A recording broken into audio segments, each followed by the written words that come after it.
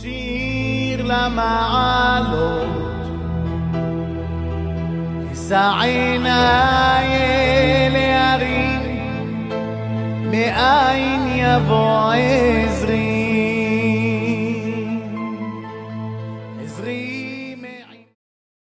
Shalom Avracha, que Hashem vous protège, vous donne je vous ai beaucoup longui. Alors, je voudrais vous dire un petit Dvar Torah, qui est extraordinaire.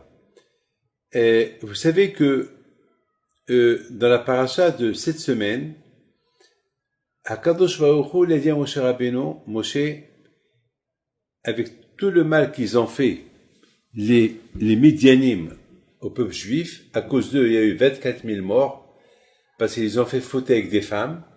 Alors, tu ne vas pas mourir jusqu'à ce que tu fais la guerre. Je veux que tu venges les Juifs. Moshe Rabbeinu alav shalom,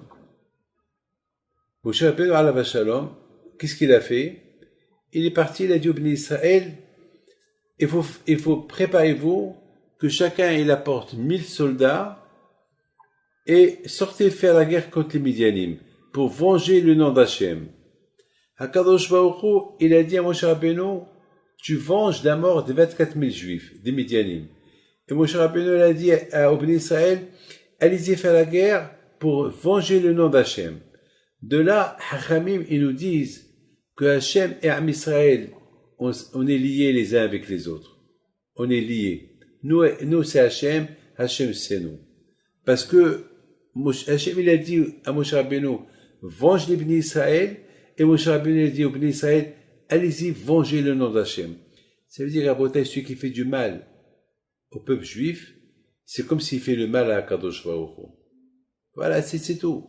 Celui qui fait du mal au peuple juif, c'est comme s'il fait le mal à Kadosh Baruch Hu. Ah, maintenant, écoutez très bien.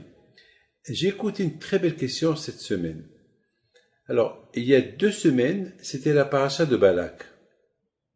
Et dans la paracha de Balak, c'était là-bas que, malheureusement, c'est écrit vers la fin de la paracha, les Juifs, ils ont fauté avec les Goyotes. Et les Juifs, ils ont fauté avec les femmes de Midian. Très bien. Très bien. Ça, c'était la paracha de Balak. La paracha de la semaine dernière, c'est écrit, Hachem, il dit à Moshe Rabbeinu, Tseror et Midianim. Il faut aller faire la guerre contre les Midianim et venge la mort des Juifs. Très bien. Et Akash il a dit Tsoror. C'est quoi Tsoror? Ça veut dire il faut déchirer, il faut casser les arbres, ne laissez rien intact des Midianim. Il faut prenez le butin que vous voulez, mais ne laissez rien intact. Ça veut dire déchirer, faites beaucoup de dommages. Très bien. Ça, c'est la paracha de la semaine dernière. Mais la paracha de cette semaine, c'est la paracha de Matot. C'est là que Moshe, il a envoyé les Juifs faire la guerre. Maintenant, la question, je ne sais pas si vous allez comprendre la question ou pas. La question, elle est c'est dans cette paracha. Vous savez que je vous raconte une histoire. Alors, je vous raconte une histoire entière. Je vous raconte pas une histoire et je m'arrête au milieu. Après, je parle d'autre chose. Après, je continue l'histoire. Non. Alors, je vous dis, mes amis, venez, je vais vous raconter une histoire. Je vous raconte l'histoire jusqu'à la fin. Par exemple, je voudrais vous raconter une histoire de les frères, les Mizrahi. Les Mizrahi, j'ai une histoire avec eux. L'histoire que j'ai avec eux, c'est que lorsque j'étais jeune, et j'avais presque 10 ans, mon père n'avait pas les moyens pour m'envoyer à la yeshiva. À l'époque, c'était vraiment la pauvreté. Alors, mon père, alav shalom, il faut savoir que mon père est venu s'installer à Casablanca uniquement parce qu'il a connu Eliyahu Mizrahi et Khalifa Mizrahi. C'est les deux qui venaient toujours chez mon père. C'était vraiment comme les plus grands hassidim de mon père à Casablanca, c'était Khalifa Mizrahi et Eliyahu Mizrahi. C'était les grands Hasidim de mon père. Et mon père, il a quitté Essaouira que pour eux. Parce que s'il n'y avait pas ces deux personnes-là, il aurait été perdu à Casablanca. Et c'est eux qui ont commencé à organiser à Casablanca, chaque samedi soir, la prière chez mon père. Parce que mon père ne sortait pas de la maison. Et mon père, Alav Shalom, il ne sortait pas de la maison. Donc eux, ils organisaient les prières le samedi soir à la maison. Et c'est eux qui ont fait connaître mon père à Casablanca. Je sais que mon père, Baruch Hashem, c'était le fils de Rabbi Haim Pinto. Rabbi Haim Pinto était connu, mais mon père était à Essaouira. Donc il était connu à Essaouira, pas à Casablanca. Donc ces deux-là,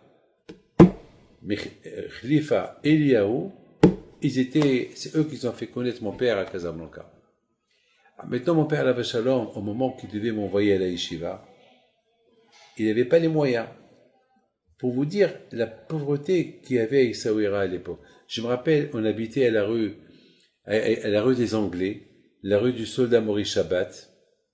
Et là-bas, je me rappelle que le loyer, à Essaouira, mon père, il payait pas le loyer, parce qu'il habitait à la maison de Rabbi Haim Pinto, mais à Casablanca, il doit payer le loyer. Donc et vivre à Casablanca, c'était trop cher. Donc, il avait besoin d'argent. Donc, les Mizrahi, toujours, ils étaient là pour mon père. Maintenant, mon père, il veut m'envoyer en France. Il fallait m'acheter des vêtements, une valise, les billets, un peu d'argent de poche, et donner un peu d'argent à la yeshiva. Donc, il ne savait pas quoi faire. Et jamais j'oublierai. Jamais j'oublierai. J'avais 10 ans. 10 ans et demi peut-être. Voilà, mon père, il appelle les deux Mizrahi. C'est moi qui m'ai envoyé à Dabr Omar, où ils vendaient là-bas les pneus et tout, la ferraille et les pneus. Et j'aurais dit, papa, il veut vous voir. Ils sont venus chez mon père, et mon père, il leur a dit, il pleurait, mon père. Il dit, c'est dur pour moi d'envoyer mon fils, David, et Haïm, mon frère, du Maroc. Mais pour étudier la Torah, il est obligé de le faire. Mais j'ai pas les moyens. Et jamais j'oublierai. Rabbi Moshe, Amtaï Safro, quand est-ce qu'ils vont voyager? Alors mon père lui a dit, si j'ai l'argent, le passeport, ça y est, je l'ai. On a fait le passeport.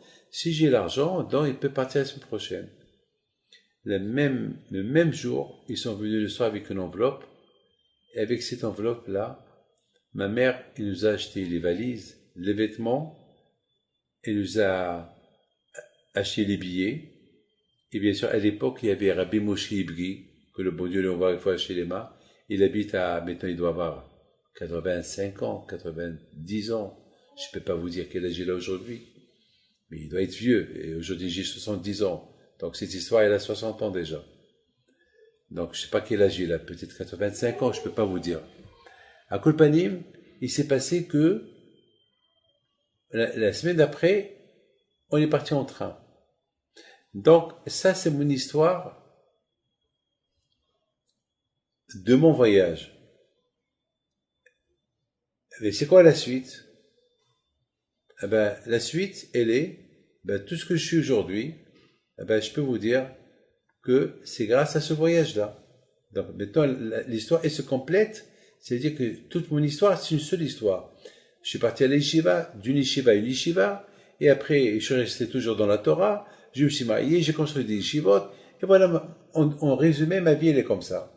Ma vie, elle est comme ça. Elle est jusqu'à maintenant, voilà, j'ai 70 ans, je suis toujours lié avec ces deux Mizrahi-là, que grâce à eux, je suis ce que je suis, et à la fin, Kashbarou, il a fait est-ce que mon fils, Rabbi Yoel, il est marié avec la fille de Khalifa Mizrahi, et lorsque j'allais à Marseille, à Nice, lorsqu'on allait avec ma famille passer les vacances à Nice avec ma femme et mes enfants, on allait toujours manger au restaurant à Nice chez monsieur Mizrahi, chez nous on va une fois chez les bases, c'est lui qui s'occupait de moi à Nice pour recevoir les gens, à Kolpani, l'histoire, elle a toujours continué, et c'est jamais arrêté. Donc ça, c'est très important. Ça veut dire que une histoire, lorsqu'on commence une histoire, il y a la suite jusqu'à la fin. Mais maintenant, l'histoire de la Torah, elle est un peu bizarre. Parce que les Juifs, ils ont fauté avec les Goyotes. Hachem, il dit à Moshe Rabbeinu, il faut venger les Juifs. Alors, sort et va venger les Juifs. Non, la Torah, elle parle d'autre chose. Et jusqu'à la paracha de cette semaine, ça a pris 2 semaines. Et voilà, maintenant cette semaine, on nous parle de la guerre que les Juifs ils ont fait avec les Midianim. Pourquoi la Torah ne dit pas, Hachem dit à Moshe Rabbeinu, hey Moshe, venge les Juifs avant que tu meurs, et tout de suite la Torah va raconter, ils sont partis faire la guerre. Non, la Torah elle dit, Hachem dit à Moshe Rabbeinu, venge les Juifs de chez les Midianim, et la Torah elle parle d'autre chose, et après la Torah elle se rappelle de la guerre contre les Midianim. Alors la question elle est, pourquoi cette distance, pourquoi cette séparation de l'histoire, pourquoi on nous dit quelque chose, après on nous parle d'autre chose, après on fait la suite de la première chose. C'est ça la question. C'est une question que j'ai entendue et c'est une question que moi aussi je l'ai posée il y a quelque temps. Alors je pense à une belle réponse. Mais avant que je vous donne la réponse, il faut savoir une fois, mon rave à moi, alav shalom, Rav Chaim Shmuel Lopian, le tzaddik alav shalom. C'était mon rave. Il m'a dit comme ça. Il m'a dit, Rabbi David,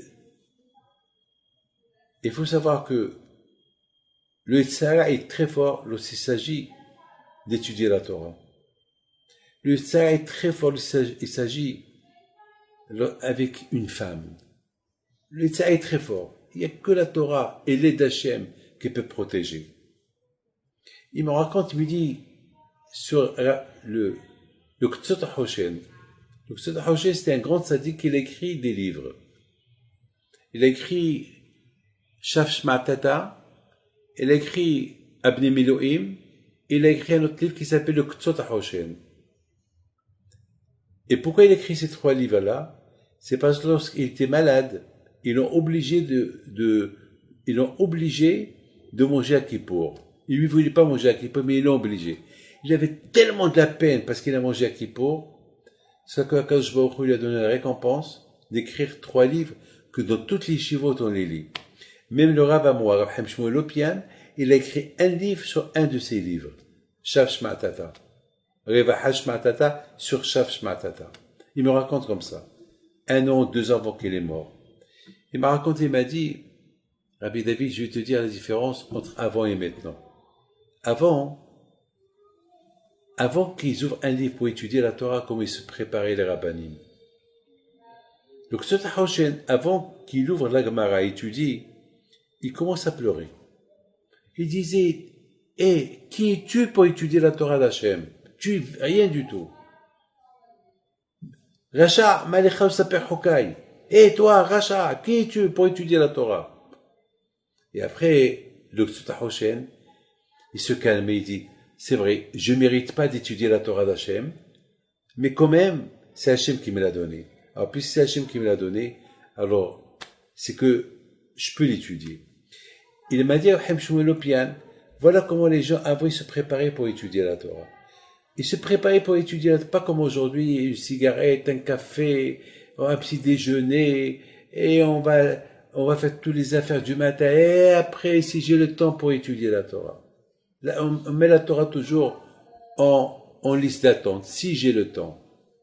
Le Ktsot HaHoshen, non seulement il trouvait le temps pour étudier la Torah, mais avant qu'il va étudier la Torah, il se préparait pour l'étudier. D'ailleurs, mes amis, chaque mitzvah qu'on va faire, on dit les Shemechot Kutchabrichu, chaque mitzvah qu'on va faire, on doit préparer pour la faire. Chaque mitzvah qu'il faut faire, on doit se préparer pour la faire. Une femme qui est nida, elle se prépare le dernier jour avant d'aller au mikvé. Lorsqu'on fait Pessah, on se prépare 1 mois à l'avance avant Pessah. On fait Sukkot, on fait Rosh Hashanah, on fait Kippour. N'importe quelle mitzvah, elle demande une préparation. Shabbat, on se prépare pour faire Shabbat.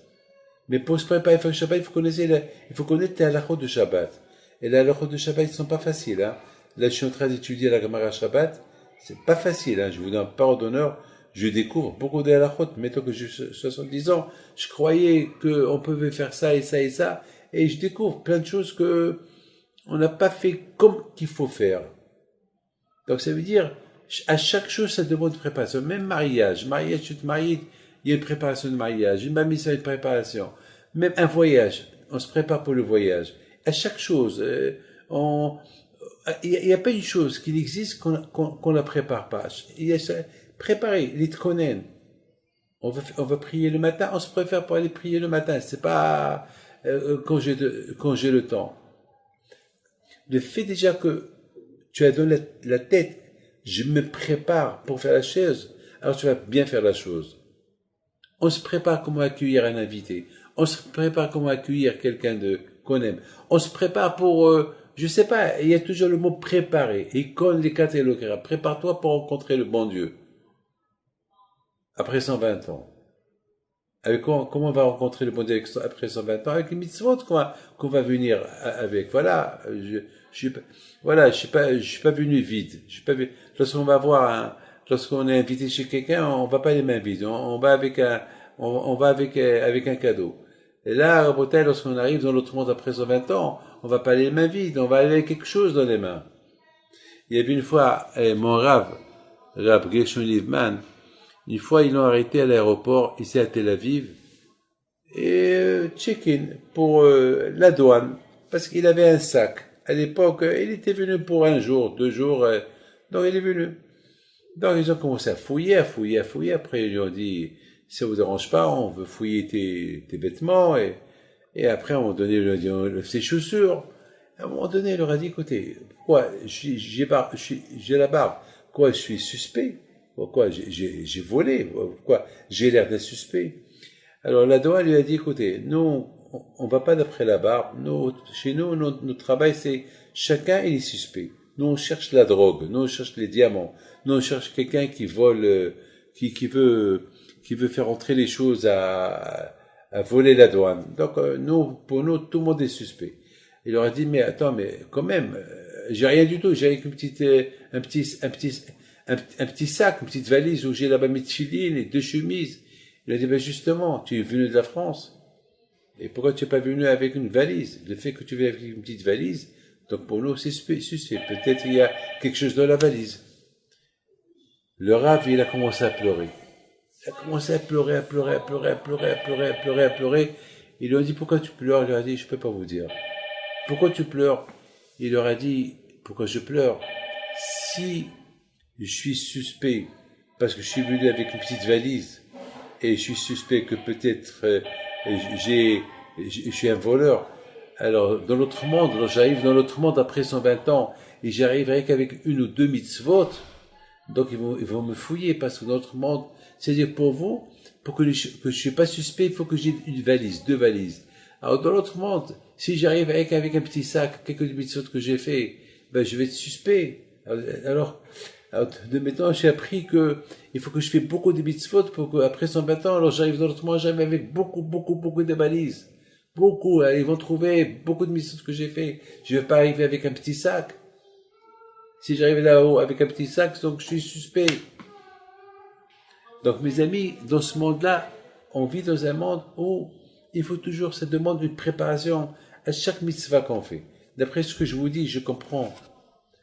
Moshe Rabbeinu, il a vu les Juifs, ils ont fauté avec des goyotes. Ils ont fauté. Il leur a dit, Hachem, il veut que vous leur faites la guerre. Parce que Bil'am Aracha, il a créé l'envie de la débauche.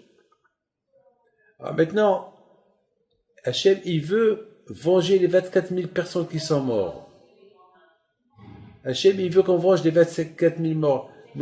Et comme ça, vous allez toujours vous rappeler de faire attention à la débauche. Alors d'accord. Après, Moshe Rabbeinu leur a dit maintenant, il est passé à autre chose. Il leur a parlé d'autre chose. Pourquoi il leur a parlé d'autre chose? Parce qu'il a voulu qu'ils se préparent à cette guerre-là. Parce que c'est facile d'aller faire la guerre contre les femmes. Il va leur dire maintenant, allez, Hachem a dit, allez, vengez le nom d'Hachem, faites la guerre. D'accord, ils vont partir, mais sans préparation. Ils risquent de fauter encore là-bas.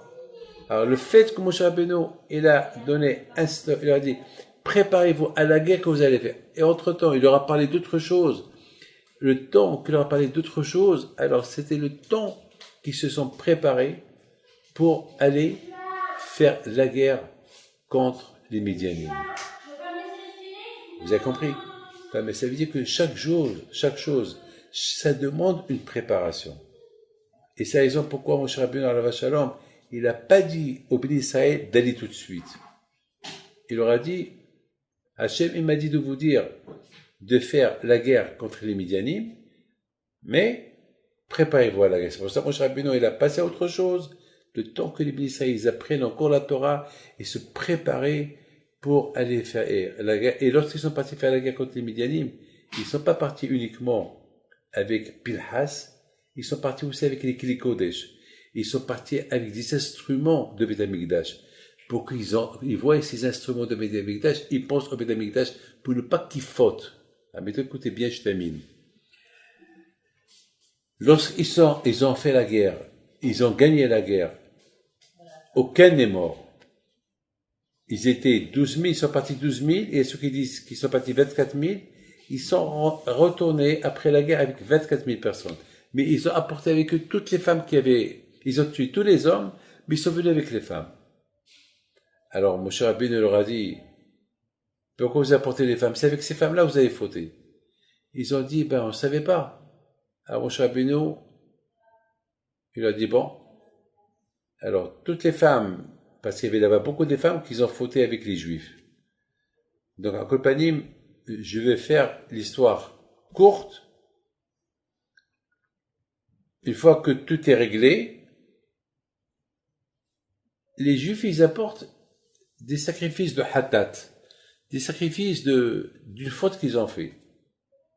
Alors, Moshe Rabbeinu leur a dit, mais attends, pourquoi Koval hatat? Pourquoi vous apportez les sacrifices de la faute? Mais vous n'avez pas fauté. La preuve, personne n'est mort. Vous n'avez pas fauté lorsque vous êtes parti faire la guerre avec les Midianiotes. Vous les avez apportés ici, on les a punis ici. Toutes les petites filles, vous les avez pris pour vous, c'est bien, mais pourquoi qu'on va le hatat? Pourquoi le sacrifice de la faute? Ils ont dit, Moshe, notre maître adoré, on n'a pas fauté avec les femmes de Midian, on n'a pas fait d'acte, mais on avait des envies. Pour ces envies-là, on apporte ce koval hatat. Et Moshe Rabbeinu était tellement heureux, il leur a dit, kol hakavod. Parce que les envies, personne ne le sait. Il n'y a que le bon Dieu qui sait si tu as eu envie ou pas.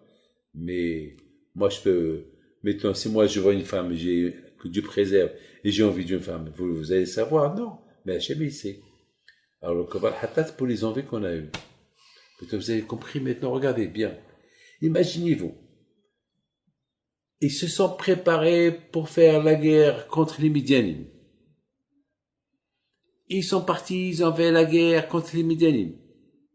Et ils ont gagné la guerre. Et aucun n'est mort. Et à la fin, quand même, il y avait l'envie.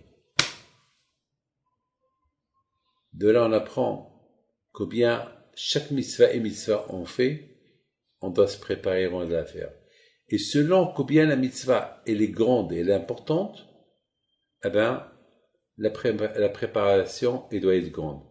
Alors, mais si je parle de ça, je parle aussi de la reconnaissance.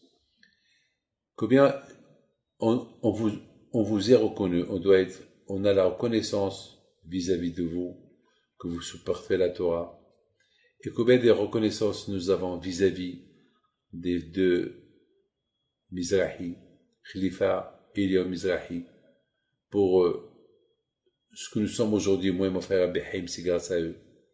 Vous vous rendez compte? Dans l'autre monde, dans l'autre monde, non seulement qu'ils sont assis à côté de Rabbi Haim Pinto, et à côté de mon père, mais dans l'autre monde, ils vont leur dire, hey, Khalifa, Eliyahu, c'est à vous la yeshiva de Kol Haim, c'est à vous la yeshiva de Paris, c'est à vous la yeshiva de Lyon, c'est à vous la yeshiva de Yerushalayim, c'est à vous la yeshiva de Mexique, Quoi? Ben oui. Comment? C'est vous qu'ils ont financé le voyage les enfants de Rabbi David, de Rabbi Haim Pinto, les enfants de Rabbi Moshe pour aller étudier la Torah. Donc la reconnaissance, elle est immense et grande. Donc de la même façon que selon la chose, le bien qu'on fait avec nous, la reconnaissance elle doit être grande, comme ça, selon la mitzvah qu'on va faire, combien on doit faire attention que la mitzvah qu'on va faire, on doit bien se préparer de la faire. Surtout, s'il y a une avera, on doit aller quelque part, et là-bas, on risque de faire une avera, combien on doit se préparer pour faire attention pour ne pas la faire. Moi, chaque fois que je vais à un hôtel, la première chose que je fais, je prends un drap blanc, je couvre la télévision avec un drap blanc. Alors, ceux qui me posent la question pourquoi je fais ça, je dis, le blanc, il me rappelle après 120 ans. Et je couvre, pour moi, j'ai peur d'être tenté à allumer et voir. Parce qu'une fois, j'ai une histoire. Une fois, j'ai une histoire de l'Aïsta que, sans faire exprès, j'ai allumé la télévision, c'était comme ça, et hop, je suis tombé sur quelque chose de pas bien, tout de suite, depuis ce jour là-bas, je fais attention. Maintenant, à Boutaï, vous avez compris quelle est la raison pourquoi mon cher Rabbeinu, alayhi shalom, lorsqu'il a dit au Bnei Israël, il faut faire la guerre contre les Midianim, il leur a donné un temps de se préparer physiquement, moralement, spirituellement, contre cette guerre-là du Yitzhara. Parce que Moshe Rabbeinu, il savait que cette guerre contre les Midianim, il avait un peu peur que peut-être ils vont rencontrer ces femmes-là ils ont fait faire fauter les bénis Israël par rapport à la parole de Bilham. Donc, il fallait qu'ils se préparent. Vous savez que mes amis, on croit que faire une mitzvah, c'est facile de la faire. Chaque mitzvah qu'on fait, il y a le tzara qui est là, qui veut nous empêcher de la faire. Ou bien, il va nous laisser faire cette mitzvah-là, mais sans bien la faire. Vous savez que chaque fois qu'on fait une mitzvah, on crée un malach. Il faut que le malach qu'on crée, il faut qu'il soit parfait. Alors, si on fait la mitzvah à moitié, on va créer l'ange à moitié. Et on va le déranger. C'est pas bien. C'est la raison pourquoi Moshe Rabbeinu, alayhi shalom, il a donné un laps de temps en Israël de se préparer spirituellement, physiquement, moralement à cette guerre contre les Midianim, qu'à cause d'eux, ils ont eu 24 000 morts. Alors maintenant, ils vont aller venger le nom d'Hachem et venger leur mort à eux-mêmes. Et c'est la raison pourquoi Moshe Rabbeinu, alayhi shalom, il leur a pas dit tout de suite, allez, préparez-vous, allez-y faire la guerre. Non. Vous savez que la guerre, c'est Hachem qui l'a fait. C'est pas les Juifs qui font la guerre, c'est Hachem qui l'a fait.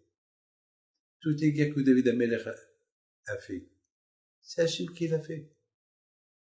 On dit dans la prière chaque matin, eux ils viennent avec des tanks, avec des avions, eux ils viennent avec des armes, et nous on va avec l'espoir d'Hachem. C'est tout. On a les mots dans la cause, c'est tout.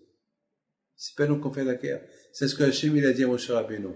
Dit au Bnei Israël qu'il ne faut pas qu'ils aient peur des Égyptiens, de Pharaon. Hachem il lachem lachem batem taharishon. Hachem va vous faire la guerre. Vous voyez que tenez-vous tranquille. C'est pas vous qui va faire la guerre. Cette guerre-là, c'est contre les Midianim. C'était pas une guerre physique, c'est une guerre de vengeance.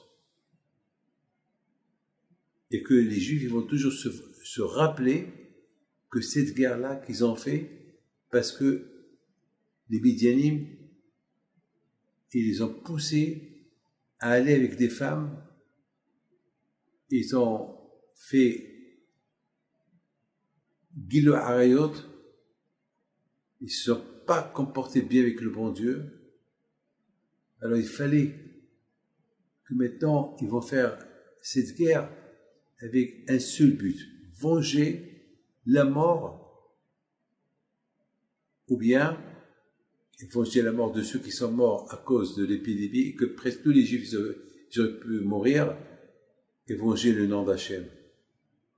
Parce que les Midianim, ils ont fait fauter les Juifs en leur donnant à manger l'ao et du tarif, ils ont fait l'idolâtrie, ils ont bu du Nesser, ils sont partis avec des femmes. goyot. Sans mariage, sans rien du tout, que Dieu préserve. Donc c'est une préparation. Pour ça, mon cher Rabbi leur a dit, Hachem m'a dit de vous dire que je ne quitte pas ce monde jusqu'à que je fais la guerre, jusqu'à que je venge le nom d'Hachem. Et mon cher Rabbeinu, il leur a pas dit allez-y tout de suite. Ça demandait une préparation.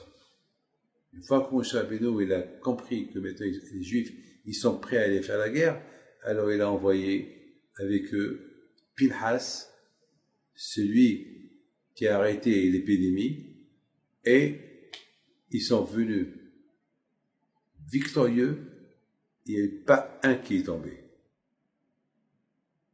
Une guerre éclatante. C'est-à-dire que ça prouve qu'ils sont partis pour venger le nom d'Hachem et venger ceux qui sont morts parce qu'ils ont fauté.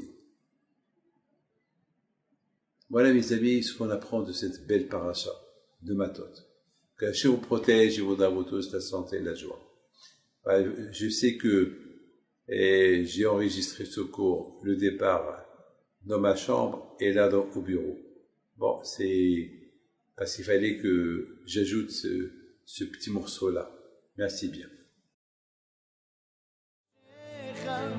Adonai yishmor tzedcha uvoecha me'ata